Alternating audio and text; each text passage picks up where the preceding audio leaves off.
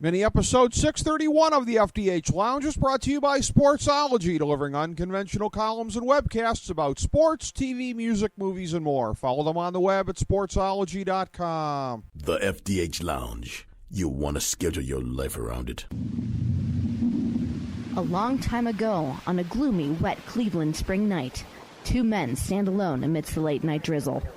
Their voices echo across the vacant station parking lot as they debate the merits of the great American radio show that have been missing for far too long.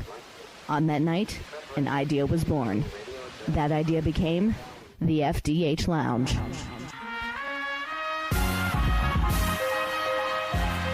Welcome to the FDH Lounge. Hello, everyone. Welcome to FDH Lounge mini episode 631. Rick Morris and Kyle Ross back to talk NFL football with you. And do we have a treat for any real continuity nerds out there? And that's not in a harsh way. I'm a continuity nerd about some things here. 632 and 633 are already in the can. We did our AFC and NFC mid-season ones. We were going to record 631 right after that in person as we did the other ones. Oh, something came up. So, no, you are not going crazy, folks. You are listening to something done over the phone for 631, 632, and 633 in person. I myself am speechless at these developments, but yeah, that's going to cause some people to scratch their heads. I hope I've explained that sufficiently for them, Kyle. You're scratching your head. I mean, Jesus, I'm the reason for it, all right, buddy? I'm banging my head against the wall, okay? I'm struggling today, man. I am struggling with this wall-to-wall football coverage. And what's interesting, too, is I think I've already changed an opinion since we taped those two episodes that no one's heard yet. It was only a couple hours ago. Yes. All right. I think by the time that I had driven home, I had already changed one of my two wild card picks in the AFC, and I cemented that decision then in the shower as people follow along with our Wednesday evening. I think so when people listen to the AFC preview, I'm kind of thinking the Jets will get in, not the Steelers now. On second thought, what the hell? I think this is the first in the history of the program. I don't think we've ever said in one mini episode that what somebody hears in the very next one is already dated information. I believe this is a first even for us. I don't think anyone's ever done that in the history of this industry, quite frankly. This is on my format sheet, Tony. Yeah. Well, when you bend space and time like this, there will be consequences. Looking at the records here, I was a robust 8-5 last week on the games, 2-1 on my big three, 1-0 overall. I actually guess that's 8-5-1 because we had a push in there. So that brings me to 64, 52, and 3 for the season, putting me very, very close to the point, almost identical to where if I go 500 the rest of the way, I will be at the magic profitable number of 52.4%. 13-11 on my big three picks, 4-4 on my lock picks. I can't believe that it gets weaker the further down the line you go after being that good. What are you learning, Ricky? What are you learning? Because we know what you always go with those lock picks, those public favorites. Come on. Yeah, you read that last week.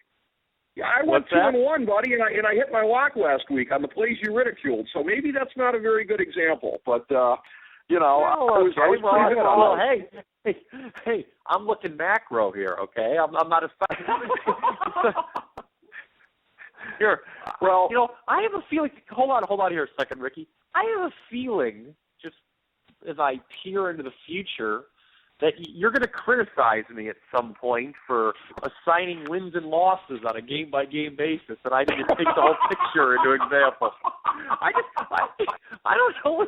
I have this premonition, so maybe you should take heed your own advice that you haven't given yet.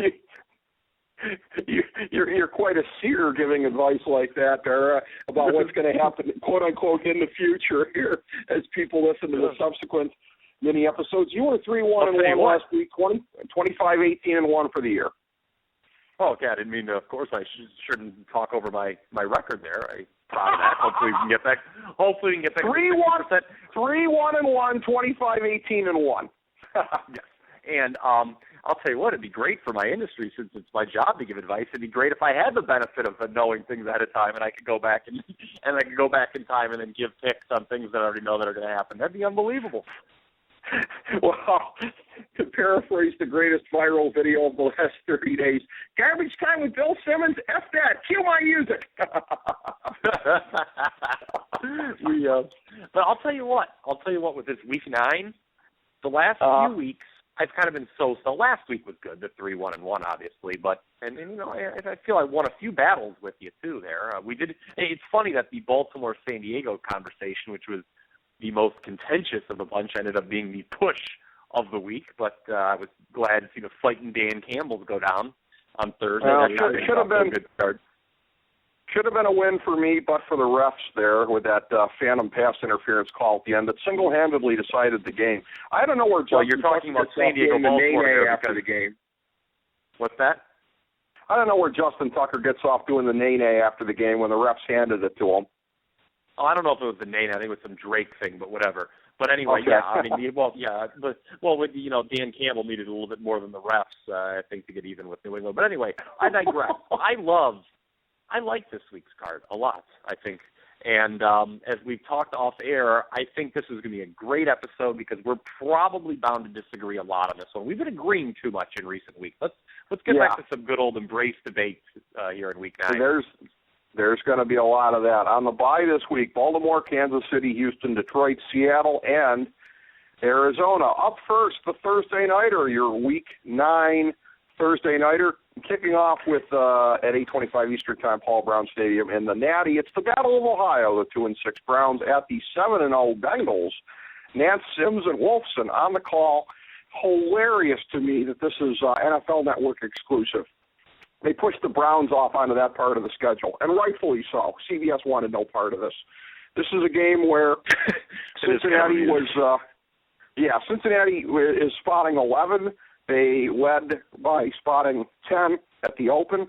And a tough spot here as far as trying to pick what's going to happen in as much as you look for the Browns maybe to kind of hang tough in a rivalry game, short week. But we find out that Johnny Clipboard, first exposed by the Bengals last year, is starting. Yes. So all these caveats about, short week, anything could happen, huddle. You know what? Not under those circumstances. This could be 50-0 based on what we've seen of Johnny Manziel against the Bengals. I don't see them slowing down a beat for this one. My Browns are going to get steamrolled in this one. Bengals -11. So this is kind of embarrassing because I kind of think it's a short week and anything could happen. Okay.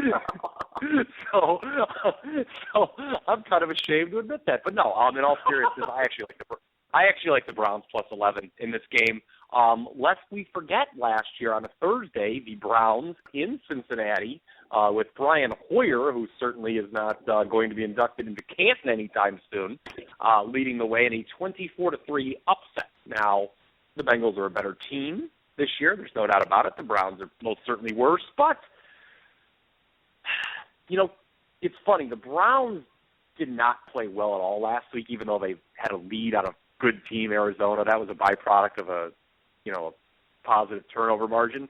The week previous, despite getting blown out and held to 6 points, I thought they actually played better against St. Louis. We've talked about their Jekyll and Hyde nature in the past. I just think division game, double digits. Yeah, Manziel stinks, and he stunk. He was at his absolute worst, I should say, against the Bengals last year in the second meeting.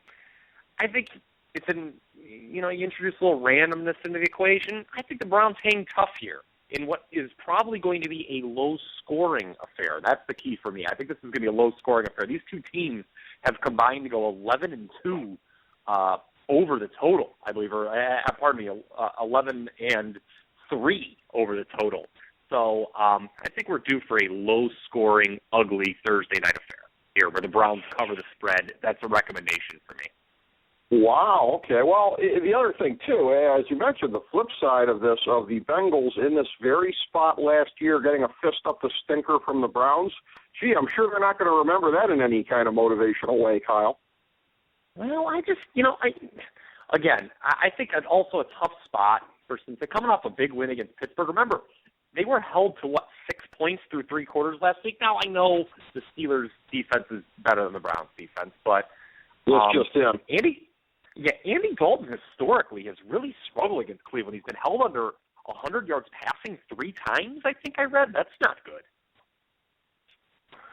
Well, I would just simply look for progression to the mean when I hear something like that. We can do this all day long, but we'll see how that one plays out. On to the real action of Week 9. We start with what I think, again, if you listen to the subsequent mini episodes, I think this will be the battle of the 1 and 2 seeds in the NFC playoffs this year. It's the 6-1 Packers at the 7-0 Panthers. Sunday, 1 o'clock, Bank of America Stadium in Charlotte on Fox. Buck, Aikman, and Andrews on the call for this one. And it's a game where Green Bay, a short road favorite here, they're laying 2.5 down from 3 initially. As I looked at this one here, this just has all the markings to me of Green Bay's even favored in this one. Like, this is one of these games where the entire world thinks they know what's going to happen. It's like, okay, yeah, Green Bay's not going to lose 2 in a row, much less to a team that shouldn't even be 7-0 like the Panthers.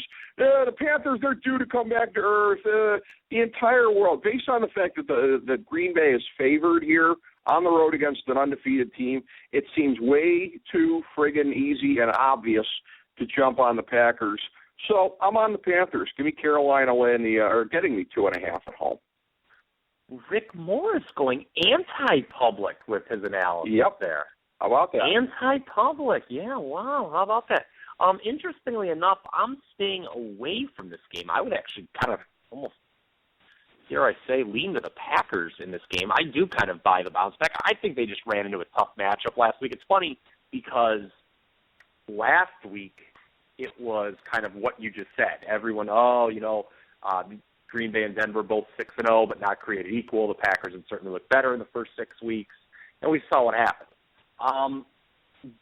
Carolina situationally not in a great spot off a Monday night game. They had trouble putting away the Colts, who aren't very good. I know there was, Mother Nature kind of played a role a little bit in there maybe, but I wouldn't be surprised if Rodgers bounced back and played well here. So I'm laying off this home dog because I do believe in the bounce back factor possibly for the Packers. So no play here because of my aversion to road favorites, yet my respect for Aaron Rodgers. Well, what's interesting is potentially for Green Bay, we know they played the best defense in the AFC last week. They may be playing the best defense in the NFC this week. So for anyone looking for that much bounce back, keep that in mind. If for those who like to be bounced back and would like some ammunition, some fine information just came across my desk here. The last time Aaron Rodgers lost consecutive games as the starting quarterback of the Green Bay Packers, the only team he's played for, by the way, at the professional level, Week 5 and 6 of 2010, both losses came in overtime, too, by the way. So I do not know the last time he lost consecutive games in regulation. You'd have to go back even further than that. Okay, regression to the mean. So we're almost due for that to happen again. Interesting. Okay. By the way, I love what this show's become. Anytime we don't like a stat, we just write it off. That'll regress. Yeah, that's what we've become on this show. Anytime the other person throws in a stat we don't like, that's going to regress. How long is that going to last? Well, some things are just rear view mirror, and I choose to interpret some of them that way. Yeah. Up next, it's the 3-4 Redskins at the 7-0 Patriots, 1 o'clock Eastern Time, Gillette Stadium in Foxborough, Massachusetts. On Fox, Kevin Burkhardt, John Lynch, and the delicious Pam Oliver on the call. And New England is laying 14 in this one, up from 13 initially. And I think I indicated to you off here I had a little bit of a counterintuitive kind of feeling about this game here. And you would normally think that, Kirk Cousins versus a team that is doing very well in interceptions. The Patriots are tied for 6th with 8 of them thus far. You would normally, again, credit to USA Today Sports Weekly for that number. I pulled it out of there. I kind of feel like, again, it's a little bit too easy to go with that. And Patriots with the opportunistic defense. the Patriots' defense hasn't looked as horrible as they perhaps should have thus far this year from such things as being opportunistic and a little bit of kind of bend but don't break, not allowing as many points. I feel like, again, say it with me, kids, due to go the other way. So I think Kirk Cousins is going to get through this game relatively unblemished. I certainly don't think Washington's going to win, but I think contrary to what some people might be thinking here, they're not going to get boat raced. Redskins to stay within the 14. I want everyone to make note of how Ricky is, we're all so proud of him right now, is going so counterintuitive and anti-public with these first few games. And then he will then immediately abandon this newfound thought with his big three. I just want everyone to keep that in mind. Rick, we've been doing this for a long time, and I've never, ever, and will never give out a favorite of this magnitude on the show. I would never recommend laying this many points in today's NFL. On sheer principle, I would take Washington. But, that Kirk Cousins thing, that kind of rubbed me the wrong way. And as you know, I don't really like Kirk Cousins. So this is not going to be a recommendation. But if you really wanted to play the game, I would obviously say on general principle, you go with the double-digit dog, a consistent moneymaker in this league. Okay, that seems reasonable enough. In the next game, we've got the 1-6 Titans at the 4-4 Saints, 1:00 Eastern Time, from the Mercedes-Benz Superdome in New Orleans on CBS. Kevin Harlan, Rich Gannon on the call, and the newly hot Saints at this point are 7.5-point favorites. That is a little bit down from the 9.5 initially. And, again, I'm sure a lot of people are looking at this game and thinking, OMG, new coach effect here for the Titans. The difference between the Titans and the Dolphins is that the Dolphins, to whatever degree, actually were underachieving.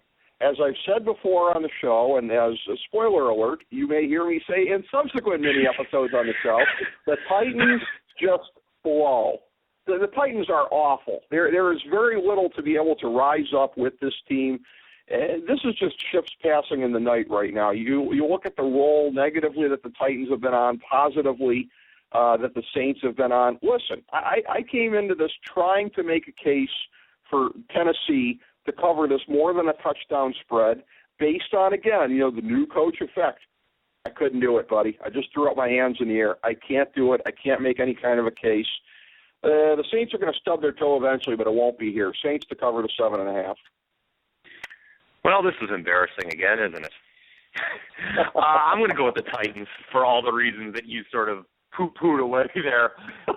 That 9.5 line was interesting. That was kind of the advanced line that was posted. The line I think came out today, and I think we're a little unclear on who the Titans quarterback still is.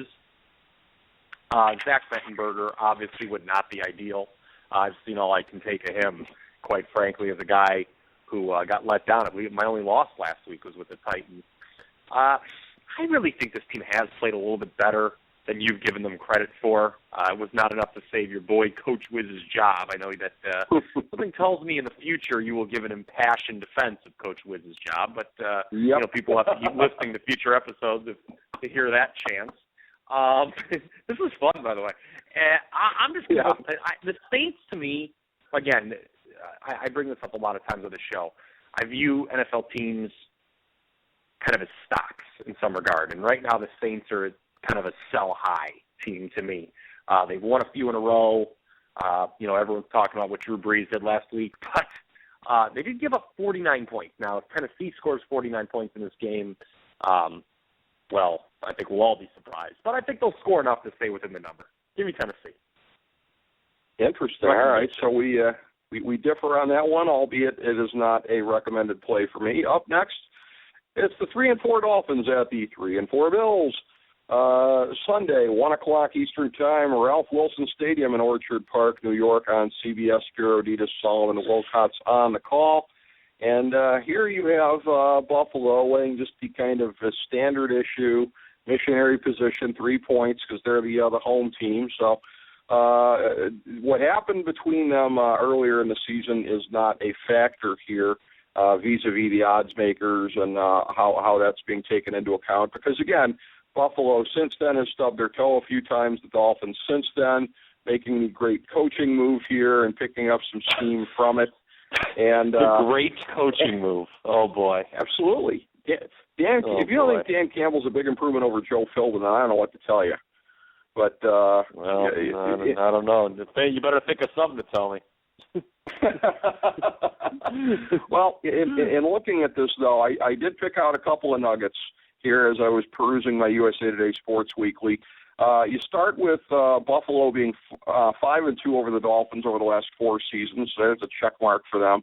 And a couple other things, too, that, again, I feel, as I have said on some other games, due to go the other way. This defensive line that the Bills have had have really been kind of underachieving thus far this season, that after leading the league with 54 sacks in 2014, as I'm reading this verbatim, the Bills are on pace for 25 this season. That's got to change a little bit, one would think. And you look at, Juwan James, he's not going to play for the Dolphins. He's got that toe injury, so the offensive line's a little bit weaker. Buffalo hasn't been playing very well at home in front of that passionate home crowd, which, if you watch Deadspin, may involve people molesting women and snorting coke in the stands, if you choose to believe that. But a passionate home crowd nonetheless. Yeah, a passionate home crowd, and the Bills have been kind of underachieving. And they've had a lot of turnovers recently, too. And you and I know the cyclical nature of that. So there's a lot of things that have been going against. Yeah, exactly. A lot of things that have been going against them that you just feel like are due to go the other way. So I will take the Bills. I know you always scoff at the vanilla three-point line, but I think it's pretty fair here. Although I think you could make a case either way that it's kind of curious, given that the Bills did really beat up on the Dolphins. I mean, they killed them in Miami earlier this year, and what was kind of the beginning of the end of the Joe Philbin tenure there. You know me, though. I'm not a huge Dan Campbell fan, to put it mildly. Went against him last week. I think he took over at a very opportune time off a bye with home games against Houston and Tennessee. If you're going to tell me that Joe Philbin would have done that, I may roll my eyes at you, quite frankly. I think that there's a lot of people, quite frankly, in this world that could coach the Miami Dolphins to home victories over the Houston Texans and Tennessee Titans. So I'm skipping out on this one. This, for me, was one of the first cross-outs of the week. I'm not sure. The Bills aren't doing a lot to excite me of late, although some of your Just Do stuff, I think, made a lot of sense, quite frankly. They have lost a couple of, I think, their last 2 home games. And we shall see how just improved. This kind of is the litmus test for Campbell and Miami, I think. They beat 2 bad teams, and they got blown out by, the best team in the league. So let's see how they do against a team that the odds makers are saying is basically they're equal. So we shall see. And it seems like they are in about the same range, more or less. Perhaps this game will help kind of sort it out for us a little bit. Up next, I'll say one more thing. Yeah. We didn't like either of these. Spoiler alert, we don't like either of these teams to make the playoffs, but the loser here is in real trouble. That's true. And spoiler alert, the next game may have a lot to say about the NFC playoff race. It's the 4-3 Rams at the 5-2 Vikings, 1 o'clock Eastern Time, TCF Bank Stadium in Minneapolis on Fox. Brenneman, Davis, Siragusa on the call. This was one of the toughest ones of the week for me to pick. I immediately ruled this out as far as one of my top 3 picks, my big 3. Minnesota's laying 2.5, down from 3.5 initially. Again, crediting USA Today Sports Weekly. I like to look through. I like to see what jumps out at me, and this is actually one of their keys to the game for third down. Rams are the NFL's worst third down offense. Minnesota ranks 5th in third down defense. Both teams, you got to figure, are going to be looking to pound the rock an awful lot. But with that kind of a gap there, I look for the Vikes to stay hot, get the midseason on pace for a 12-4 season. I'm not picking them to go 12-4, but they're going to make it to 6-2. Kyle Ross, just you wait and see. Vikings to cover the 2.5. I don't think that they have beaten a team with a above 500 record since Bridgewater took over. So this would be a first if they won this game. I'm pretty sure that's accurate. Yeah, they have not. They have not. So It would be a first. And as I kind of alluded to last week, I was all set to go against the Vikings here this week. But, you know, going from 3.5 to 2.5 is a very substantial line move, as you know. I mean, 3 is such a key number in betting NFL. And the public's on the dog here, which scares the hell out of me.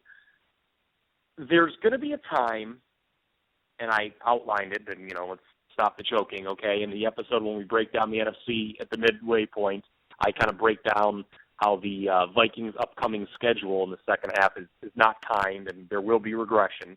This is a team that the advanced stats do not like at all right now. Probably one of the more overachieving teams in the league in terms of record. So I'm passing here. The Rams, as we know, a very, very difficult bunch to get a pulse on from week to week. So they played well the last two. They played well the last 2 games, so maybe they stink it up here. But I'm not a big fan of Minnesota, so I'll wait and see. But you're right. You know, winner here is in one heck of a spot in the NFC, a tough NFC. In high clover. By the way, I have to refer to a faux pas that I made. I think I've done this once before on the show here too. It oftentimes tracks with when I've had a very long day and tend to overlook something. I actually gave out one of my big 3 already, and that would be Buffalo. I forgot to note that. I tend to save them for at the end, but we've already covered one of my big 3. I missed that on my notes. Whoops. So next we move on to the 2 and 5 Jags. Yeah, at the 4 and 3 Jets, 1 o'clock Eastern Time at Life Stadium in East Rutherford, New Jersey on CBS. Gumbel, Green, and Erdahl on the call for this one. You've got the Jets laying, as best as we can tell, 6 points, down from 7 initially. It's been hard to get a line on this because Vegas just wants to screw with us by not giving accurate lines before the game or before our show. But, you know, we work through the unprofessionalism of that industry as best we can to persevere, to opine for you, the people out there. You know, in looking at this, again, even if it was to be Geno Smith in there, and I'm hearing from you that it may be Fitzpatrick, and it looks like he's going to be the one that goes. Fitzpatrick. Yeah, this just feels like a classic bounce-back game for the Jets. They're a team that I see being in the playoff race all the way to the end here. Mm-hmm. And, again, I think it's going to be a substantial bounce-back for them. The Jags have been improving, especially with some of the skill position players on the offensive side of the ball, but I think a lot of that is going to come to a temporary halt against this very formidable Jets defense.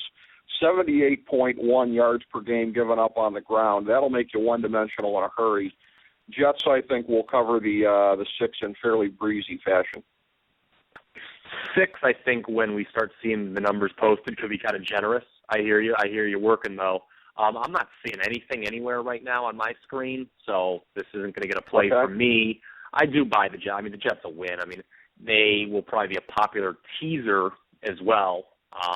And depending on where this number lands, I wouldn't fault you if you threw it in with something else in a 2-teamer. So, but I'm not playing this game. Well, great call for a teaser because, again, there seems to be no way the Jags are going to win this game outright. So, yeah, if you don't have to worry about laying points with the Jets, you already got that part of the teaser covered, no question. Up next. And if the line winds up being bigger, maybe you can tease it under 3, you know, because I don't know. I mean, 6 seems low at home for the Jets. That just seems low, particularly if Fitzpatrick plays.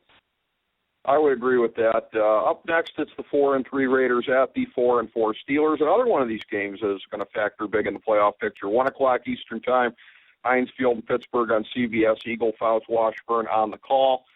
Pittsburgh was laying 6 points at the open, down to 4 at this point. Apparently, the people who set the early line weren't aware that Le'Veon Bell was out for the season, nor were they watching what Oakland has been doing recently, but be that as it may, the line is now down to 4. And, you know, we talk about this sometimes on the show, the notion of arguably the better team is getting points. And without Le'Veon Bell, you could make a very good case for that. You know, hey, don't discriminate against them just because they wear the silver and black. They're not the same Raiders as years past. I admit to that.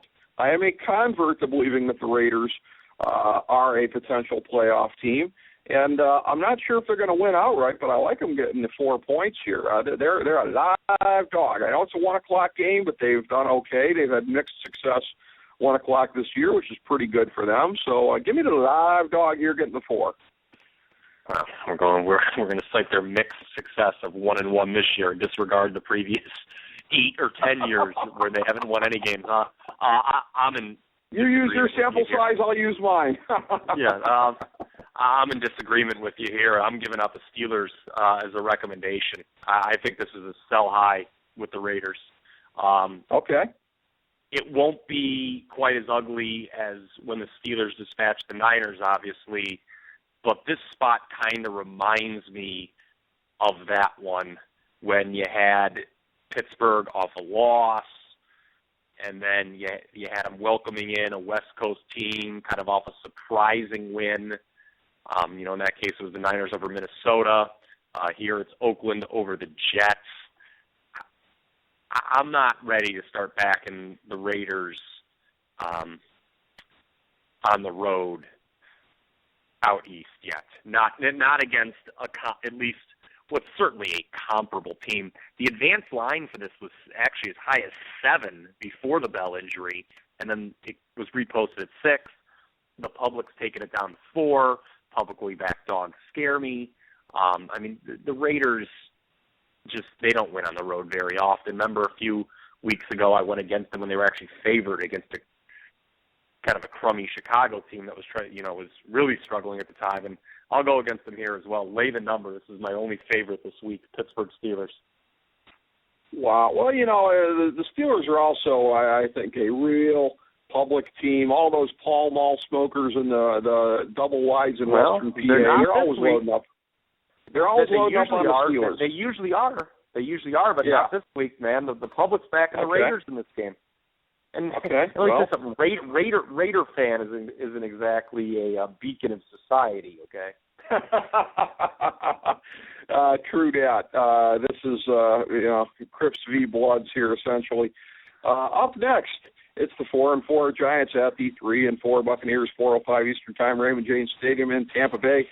On Fox, 5-time lounge guest Kenny Albert with Daryl Moose Johnston and the lovely Tandalora Oakman on the call.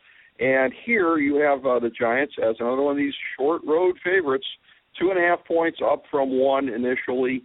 And this is one where, again, I found myself trying to make the case for the home team, but this is sort of similar to where I was looking at with the Buffalo game early on. And the Giants, as of late, have been very, very unlucky in the turnover margin.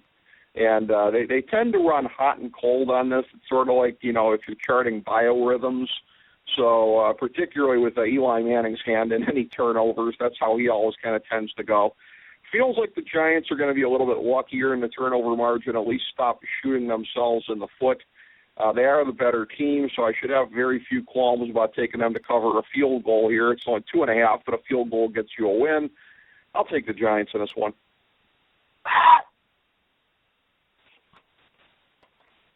You're going to hear from me in a future episode that this is a battle of real schizophrenic teams. In that episode, I talked about, how a few weeks ago we had labeled Browns and Rams. That particular matchup is maybe a battle of the league's 2 most schizophrenic teams.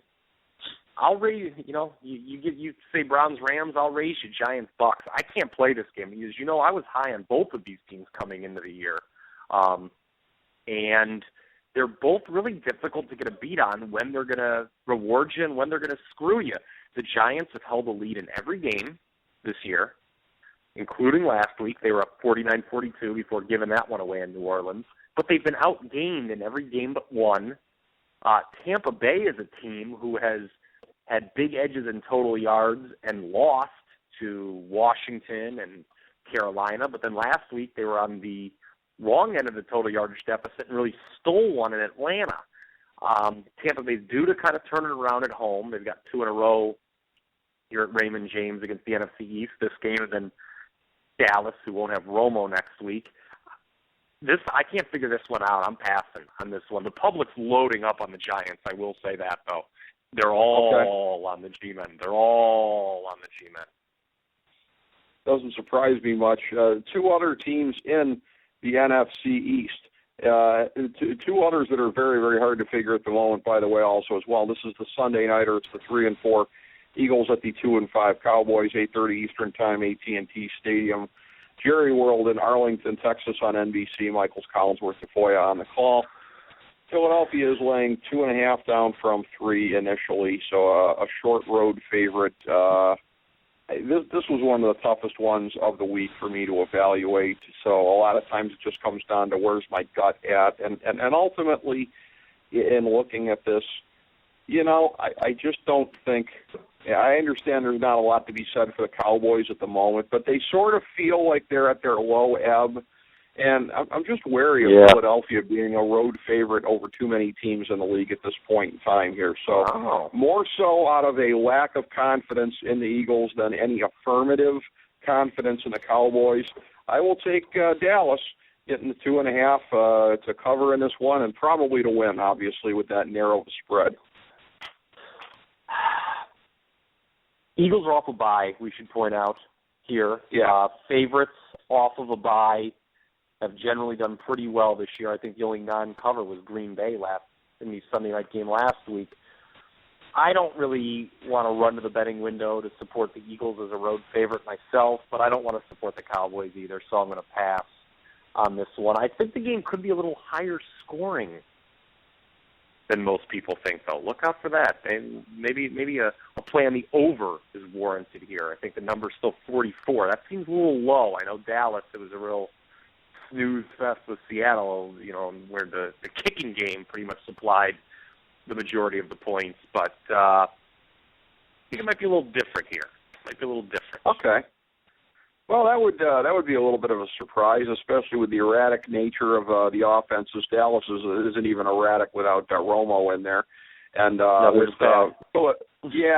Philadelphia's done the whole bend but don't break thing pretty well this year, so that would be kind of an interesting deviation. We come now to the Monday nighter. It's 2 and 5 Bears at the 2 and 6 Chargers. It pains me to say that out loud. In 8:30 Eastern Time, Qualcomm Stadium in San Diego on ESPN. Tirico, Gruden and Salters on the call here, and the Chargers are laying 4 points down from 3.5 initially. If there's been one single thing thus far that's bitten me with my otherwise sterling 64, 52, and 3 overall record, it's looking at the Chargers in a specific game and sort of deferring to the macro. Again, that 4 points that they're laying, surely that would be madness to do that again. But the Bears coming cross-country on a Monday nighter, give me the Chargers. Here's their bounce-back game. I might have gotten burned multiple times this year saying that, but this time I mean it, dagnabbit, and this time they're going to cover. Chargers to cover the 4 points. I'm surprised this didn't make your big three. This had Rick Morris's big three written all over it. I'm actually not inclined to agree with you. I almost made this a recommendation. In fact, we talked about in the past in primetime games, the West, the teams from out West generally have an advantage over their Eastern counterparts. The Bears, while you and I have both kind of taken turns throughout recent weeks saying, yeah, they're better when Cutler's in there, but the fact remains their 2 wins this year are by a combined 3 points over Kansas City and Oakland. Maybe it's 4 points. I can't remember, but it's they've struggled to win games this year. San Diego seems more inclined to be in bounce-back mode, but a little leery of laying the points with them right now as banged up as they are. So not recommending it. All right, no recommendation. All right, well, we're already 1 deep into my big three because of my faux pas and giving it out earlier in the show here. Buffalo being the first of them. We're on opposite sides here. We're on opposite sides for both of these here. I think so, yeah. I'm 13 and 11 on the big three for the year, 4 and 4 on my lock picks. So my second non-lock but big three play, it's the 6 and 2 Falcons at the 2 and 6 49ers, 4:05 Eastern Time at Levi's Stadium in Santa Clara on Fox. Myers, Barber, and Jennifer Hale, past lounge guest, on the call for this one. Atlanta is laying 7 points up from 2.5 initially. Why that big jump, you might ask? That jump is spelled Blaine Gabbert. And I tell you what, this has bounce back written all over it. You know, the Falcons have been on a little bit of a schneid recently here. There's no tonic like 49er get well tonic. They are going to decimate Blaine Gabbert. If Blaine Gabbert is the answer, you're asking the wrong questions, buddy. 49ers are going to get fisted in this one. Atlanta's laying 7, and they're going to win by much more than that. Well, I see a hook out there, so we'll see how we'll wonder if some funky grading could come into play possibly here that could benefit us. But you know what? By the hook, I mean there's some 7.5s already out there, and I fully expect by Sunday this one's going to cross the Mendoza line of 7. Everyone asking questions, Rick Morris. So many in this world ask the question why, but like the great Charles Darwin, I ask why not. I'm taking San Francisco. This is just a huge anti-public play. It's the way I do things. Let's move on. No football justification, just the public has to be wrong. Okay. All right. I Duly just noted. think that this is a classic public being wrong play. And I could be wrong, but it's just the way I do things. I think it's just, of course, yes, Blaine Gabbert's terrible. Yes, Jim Tomsula is in over his head. Yes, Trent Baalke should get on his hands and knees and beg Jim Harbaugh to return. But, what the hell? The Niners can maybe keep one close. Atlanta's struggled in recent weeks. Well, yeah, they have, but I look for a bounce back here. We come now to my 1,000-star gold-plated lock of the millennium for NFL Week 9. And this is the late afternoon national game on CBS, the 7-0 Broncos at the 3-5 Colts, 4:25 Eastern Time, Lucas Oil Stadium in Indianapolis. Nance Sims Wolfson on the call. Denver is laying 5.5 in this one, up from an initial 3. Again, you've seen the way that the arrow's been pointing for both teams recently here, and I look for, quite frankly, no deviation in that. You look at what the Broncos were capable of doing to Aaron Rodgers, and this Colts offense on a new offense on a short week is going to be doing any better. Pep Hamilton getting thrown under the bus by this despicable organization. 4:25 start time, kind of a weird one for a team playing in the East that played prime time last week as well. All these things pointing against Indianapolis. They are going to get turfed. Denver covers the 5.5, I think, easily. Really? I think they might actually win outright. I think they might win outright, the Colts. The Colts? I'm taking Indy. This is, again, wow. You did such a good job bucking the public, bucking prevailing wisdom for most of this episode, yet with the two big ones at the end, you're on the two biggest public plays of the week. Who knows, maybe we split these two between us, but again, I just think that a week ago, no one was giving Denver a chance against Green Bay, and now we're all on the Broncos. I had Denver last week. I don't know about you. I had Denver last week. I think it's funny. I actually wound up writing it up after the program, and I had remarked to myself, "Wow, this is a real lack of respect for a 6-0 team at home." Yep. But Andrew Luck, throughout his career, has been unbelievable as a home dog. He's on the longest losing streak of his career right now. I think that the Colts are not as bad as they're being made out to be. This is, I think, a circle the wagons type thing. They have shocked Peyton Manning and company before. I think Denver a little overvalued after the impressive win last week. Colts are not as bad as they're being made out to be. I think you'd be more persuasive if you said Bill Cosby's not as bad as he's being made out to be right now. Come on, that's uncalled for. That's completely uncalled for. You know it. I've been waiting to drop that on you for a while. So, all right. So you're going with Indianapolis, San Francisco, Tennessee, Cleveland, and Pittsburgh. My big three for the week, I'm going with Buffalo, Atlanta, and my lock pick being Denver. 9 wild weeks through the season, my man, and you and I with our plays are all profitable so far. Yeah, well, something's going to happen this week because we're against each other on a lot of these, so we shall see. This was the wildest week as far as taping goes, I'll tell you that. Yes.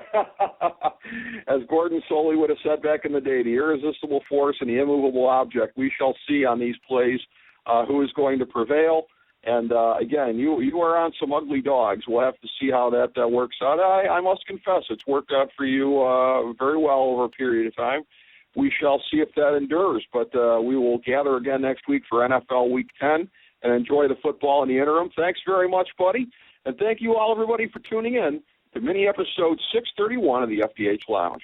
As we bring the show to a close, we would like to extend our deepest gratitude to NBC, CBS, ABC, Fox, all Clear Channel affiliates, TNT, TBS, USA, UPN, Deadspin.com, YouTube.com, YTMND.com, MySpace.com, various blogs, Fox News, CNN, CNBC, MSNBC, IamBoard.com, Billboard.com, Google.com, ESPN, ESPN2, ESPN News, ESPN Classic, NBA TV, NFL Network, Sports Time Ohio, Athlon Magazine, Comedy Central, Cartoon Network, The Boomerang Channel, QVC, BET, The Spice Channel, Steno Notebooks, Manwich, Papermate Office Supplies, waitresses, strippers, bartenders, garbage men, janitors, microwave popcorn, the writers of The Office, Scrubs, Entourage, My Name is Earl, Oz, Metalocalypse and the Boondocks, Aquafina, and the periodic table of elements.